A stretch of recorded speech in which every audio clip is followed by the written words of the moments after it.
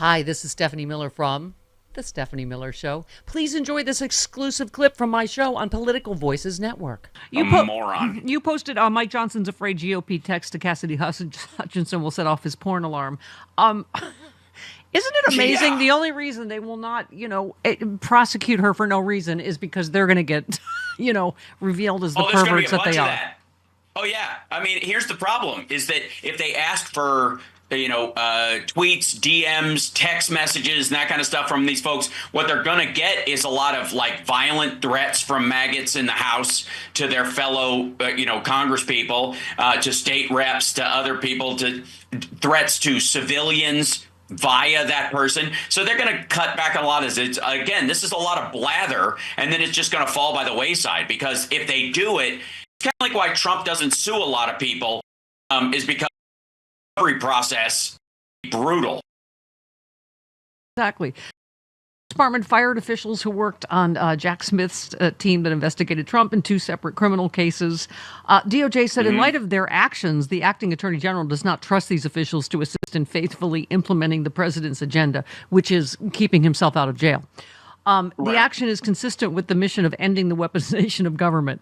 Right, so they can weaponize it against other people, against Trump's enemies. I mean, Tristan Snell, our friend Hal, was saying, don't leave your job because, there are actually laws against this. You have to prove cause. So, they can sue and there has to actually be a cause. They were just doing their jobs, right? Right. And again, if you want somebody who follows the directive of the person above them, that's what that person is doing. And so the idea that somehow they're guilty because they were following what the last administration did, half these people have been around so long, they were Bush appointees or they've been in office, they were hired then. They just do their job. He just fired all the what the law is. That's what I'm for. Hal posts, it doesn't matter if your heart's in the right place, if your head is up your ass. Thank you. That is a... Right. That's a truism. Yeah. No truer words have been spoken.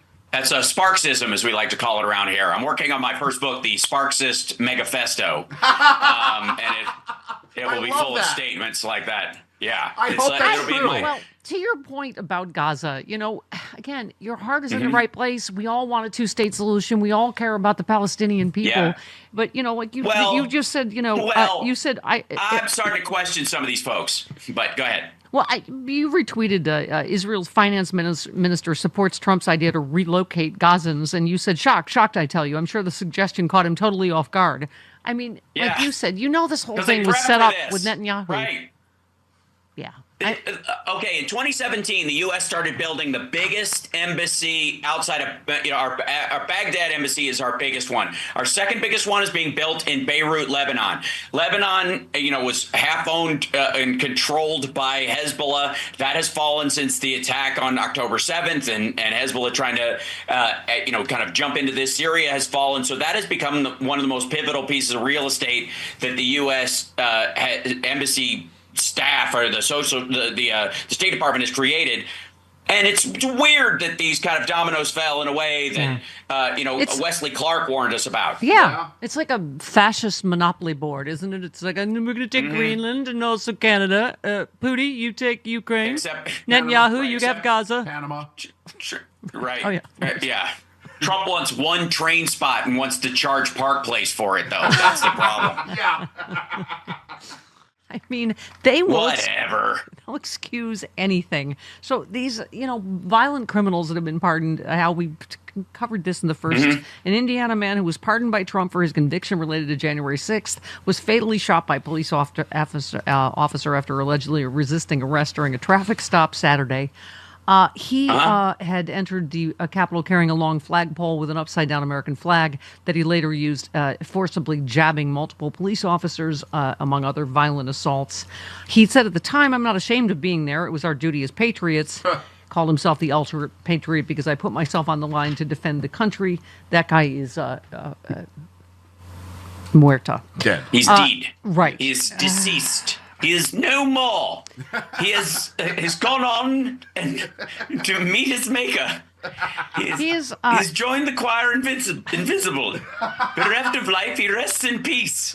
If you didn't nail him to the punch, you'd be pushing up the daisies. And not the first of the January 6 terrorists whose presidential grant of freedom was short-lived. A man from Florida, a Florida man, as Hal Sparks would say. Yeah.